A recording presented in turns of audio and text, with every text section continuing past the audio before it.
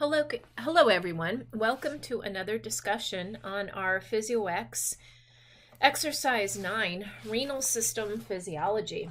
This is going to be on your second lab exam, of course. And you were assigned Activity 1, Activity 2, Activity 3, Activity 4, Activity 5, and Activity 6, the entire PhysioEx. So let's go over Activity 1. And here are some important questions that you should be able to answer after completing Activity 1. What will happen to GFR and glomerular capillary pressure if you decrease the radius of the afferent arteriole? And to remind you, decreasing the radius means we are increasing resistance. What would happen if you increase the radius of the afferent arteriole? What would happen if you decrease the radius of the efferent arteriole?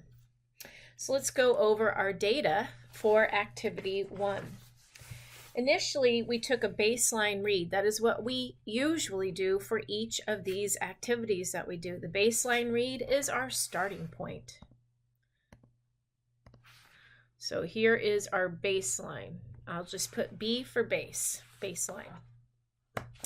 And then after that baseline read, notice that we start decreasing the afferent arteriole. So I'm going to put decreasing, and the efferent arteriole stays the same. Notice as we decrease the afferent arteriole, the glomerular capillary hydrostatic pressure also decreases, as does the filtration rate. So I'm putting downward arrows for that. Also, our urine volume decreases. What was our next set of experiments? Here, we increased the afferent arteriole. So we went from 0.5, there we go. We went from 0.50 to 0.55 up to 0.6, so our afferent radius went up. And notice that our glomerular capillary pressure went up, as did our glomerular filtration rate and our urine formation rate. Then notice we went back to our baseline read, and we got the same values that we did originally. So I'm just going to highlight our baseline read in green.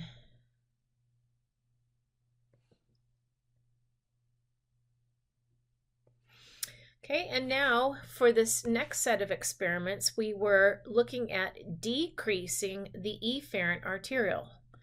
As the efferent arteriole decreases in radius, we're going to have blood damming up into the glomerular capillary.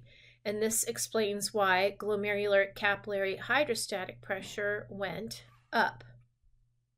So it went up, and notice that our afferent radius was down.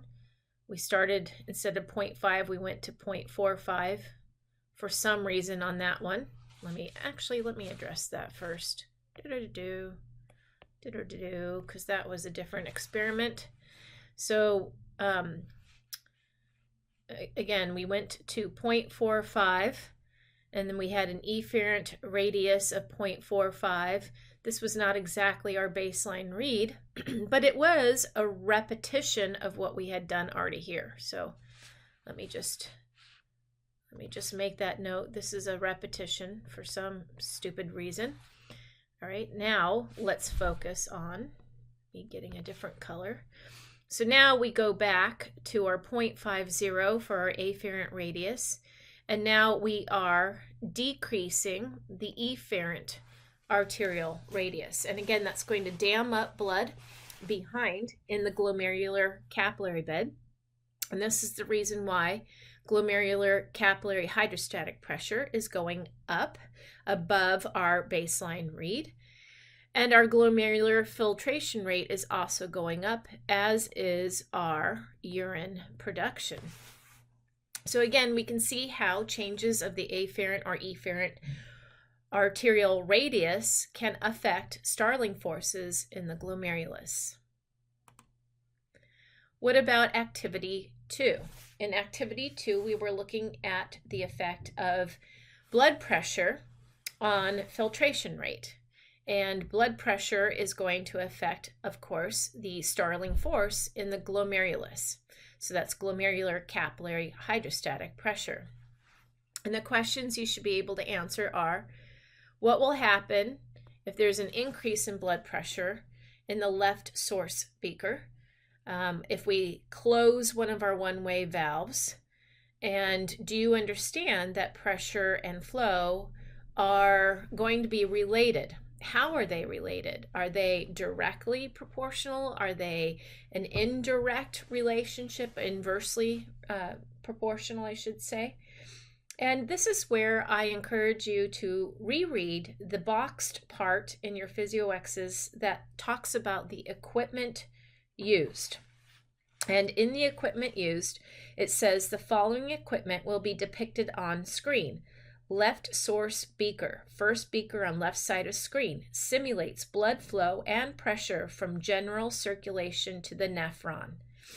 Okay, so let's make sure we make that note. This beaker represents blood pressure from the systemic circuit. Okay. And then the drain beaker for blood is the second beaker on the left side of the screen. It simulates the renal vein.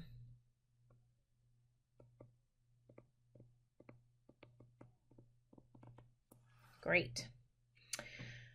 And there's going to be flow tube with adjustable radius. This is going to simulate the afferent arteriole and connects the blood supply to the glomerular capillaries. There's a second flow with adjustable radius, and it's going to simulate the efferent arteriole and drains the glomerular capillaries into the peritubular capillaries, which ultimately drain into the renal vein, the drain beaker that I just labeled. Okay, so make sure you understand what you are playing with here, and everything is labeled on this picture as well to help you remember what you were doing. Okay, again, up here we see the afferent arteriole, and that radius can be adjusted. Here's the efferent arteriole, and that radius can also be adjusted. And then we have the glomerular capillary bed. Shown here is Bowman's capsule, which then leads to the nephron. And here are the peritubular capillary beds. All right, so let's look at our data. And first of all, we have our baseline read as usual.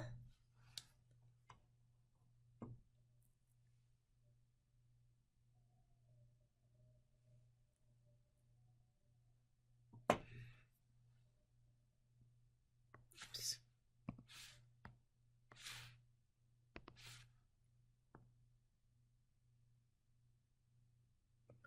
That's our baseline read. And we're starting out with a blood pressure of 70. And notice in this experiment, we are not going to manipulate at all the afferent or efferent arteriole. They are going to be steady and constant in their radius. And that's because we already addressed how changes in the afferent and efferent arteriole affect blood pressure in the glomerulus. Now we're just going to look at what can happen to glomerular hydrostatic pressure, glomerular meaning the capillary, if systemic blood pressure changes.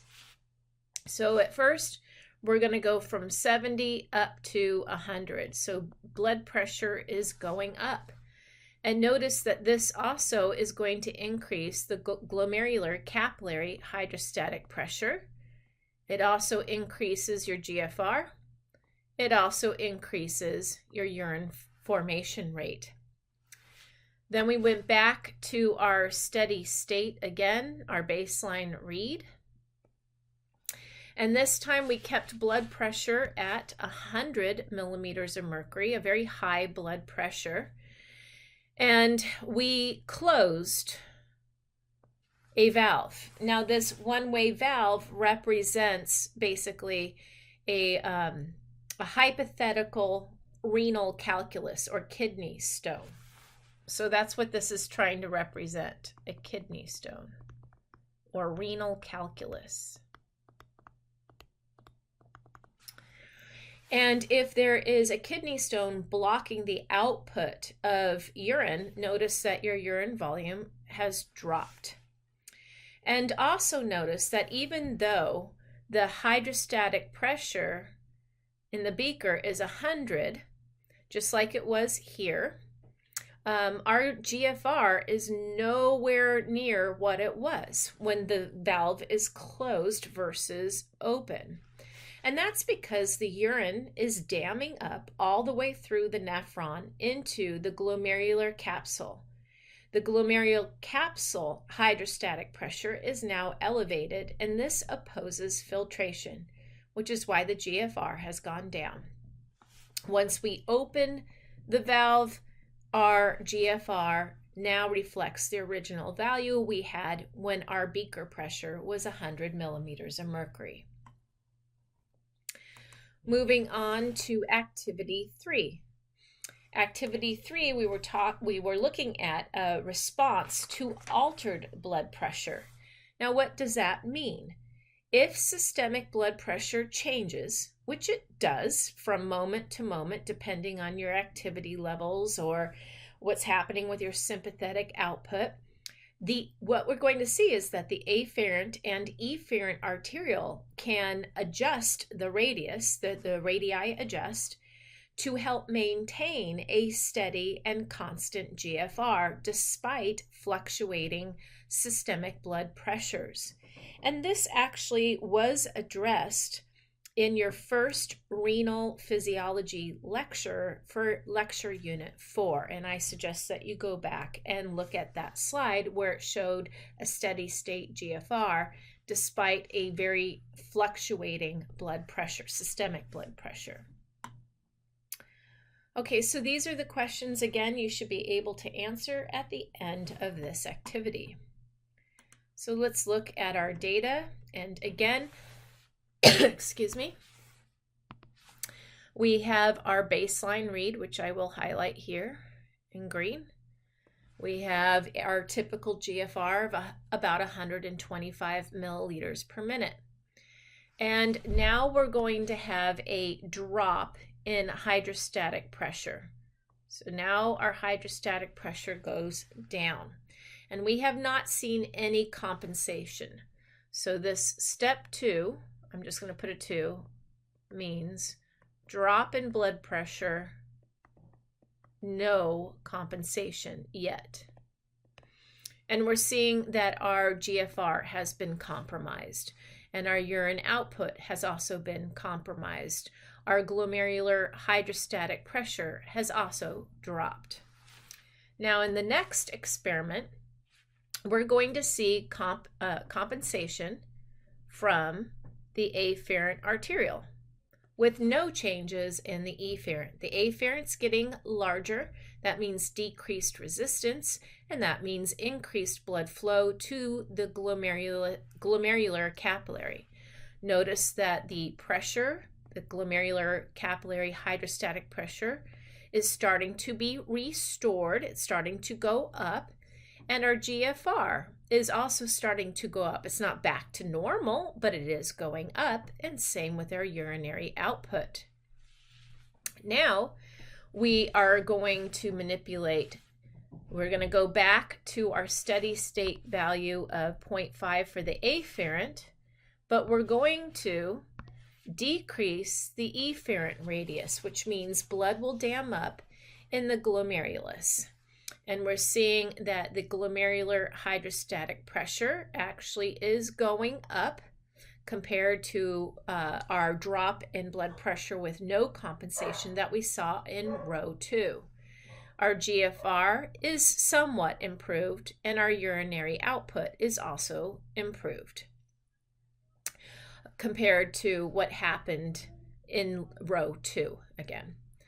And then lastly, what we are seeing in this last row, and I'll just put it as 1, 2, 3, 4, 5, 6. In row 6, we're seeing decreased blood pressure and full compensation, meaning both the afferent and efferent arteriole are adjusted in their radius. The afferent has gotten bigger, allowing more blood flow to the glomerulus. The efferent radius has decreased to help dam up the blood in the glomerulus. Notice that glomerular hydrostatic pressure has been restored back to our baseline read. Our GFR has also been restored and slightly exceeded compared to our baseline read, and our urinary volume has also been restored and exceeded compared to our baseline read. So in short, both the afferent and efferent radius can be adjusted to help maintain a steady GFR. Moving on to activity 4, these are the questions that you should be able to answer at the end of this activity. And we were looking at the gradients, specifically the interstitial gradient, and how this impacts a urine concentration.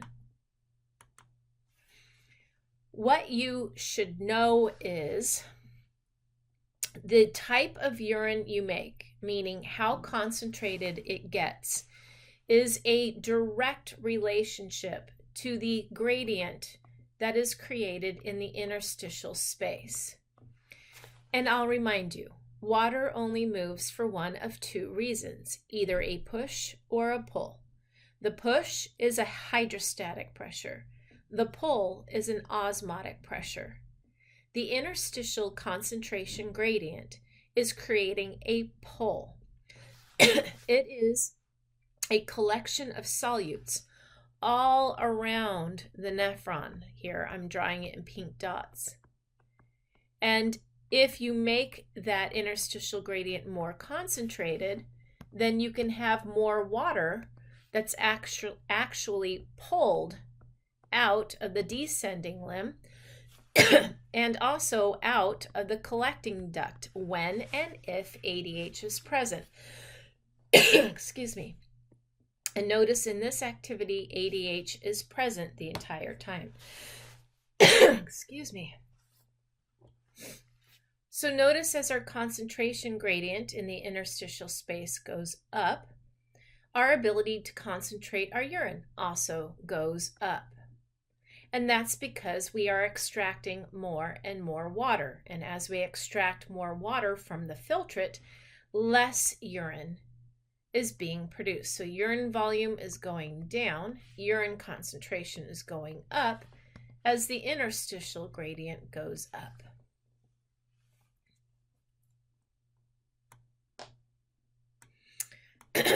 Now moving on to activity 5, we were looking at the nephron's ability to reabsorb glucose. I'll remind you that 100% of the glucose is reabsorbed in the proximal convoluted tubule of the nephron. In order to reabsorb this glucose, there are glucose transporters that are participating in secondary active transport. Sodium is being allowed to diffuse into the cells down its concentration gradient, and at the same time glucose is being pulled from the filtrate along with the sodium into the cells as well.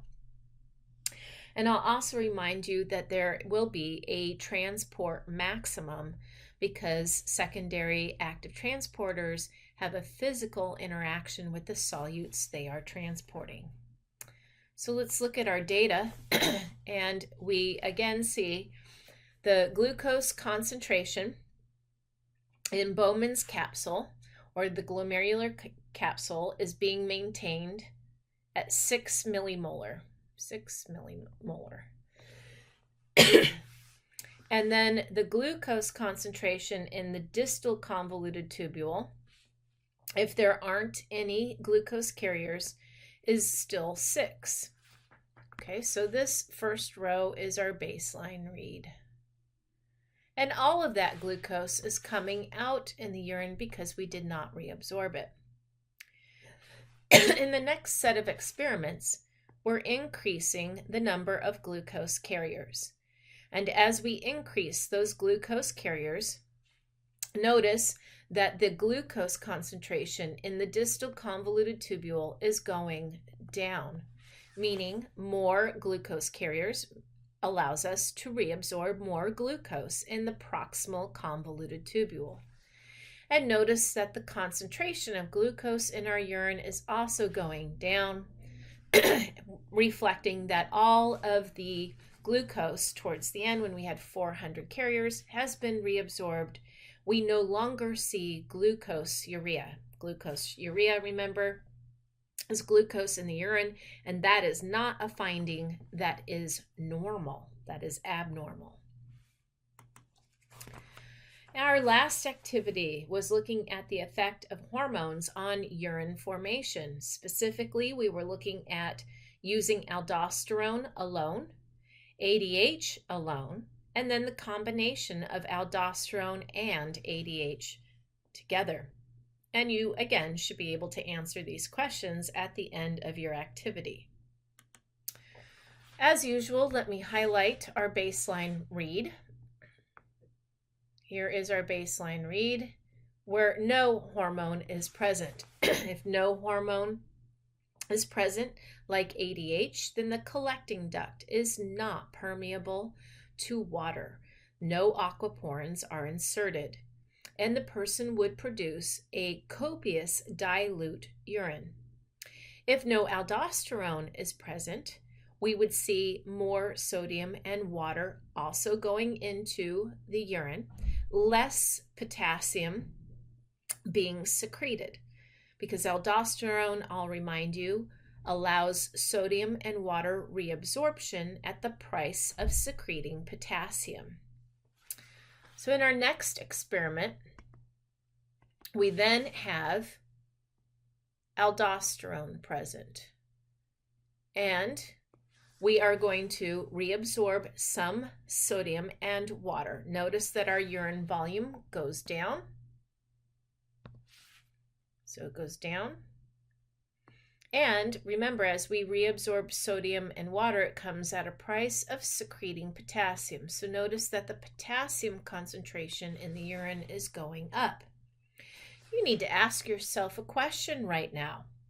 How can a solution become more concentrated?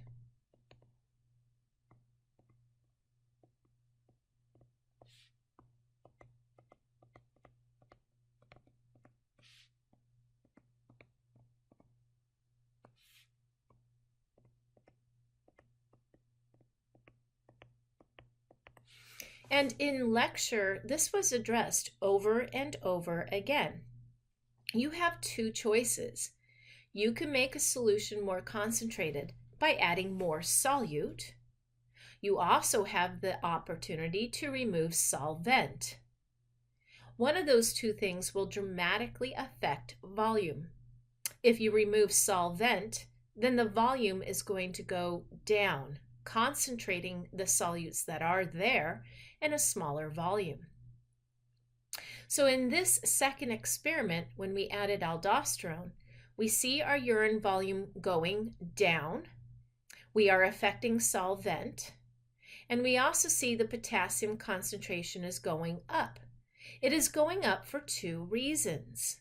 Not only are the 6.25 millimolar potassium ions, or millimoles, like I said, of potassium now dissolved in a smaller volume, but we also see, because of aldosterone, we have secreted more potassium. So in row 2, we see potassium concentration going up for both reasons. We have adjusted solvent slightly, and we have increased the amount of potassium that is being secreted. In the next experiment, we only added we only added ADH, and we took away aldosterone. That's what I meant to say. Now, ADH only affects water reabsorption. It causes the insertion of aquaporins in the collecting duct. And I want you to see something here. When we had ADH only, please notice that our urine volume went down drastically, roughly to about 1/10 of the original volume. And notice that the potassium concentration went up tenfold. ADH has nothing to do with potassium secretion. So why did the potassium concentration go up in the urine? Are you not paying attention to my question that I just asked you? How can a solution become more concentrated? In this third experiment, we have affected the amount of water being reabsorbed. We have targeted the solvent. Our urine volume has decreased to roughly 1/10 of the original volume, and this explains why the potassium concentration in the urine has gone up tenfold. Now compare this to the last experiment where we added both aldosterone and ADH. Notice that our urine volume has gotten extremely low compared to our first experiment. And the potassium concentration has gone up not just because potassium is dissolved in a smaller volume, but also because aldosterone is causing the secretion of potassium as well. All right, that concludes our PhysioEx number 9 discussion.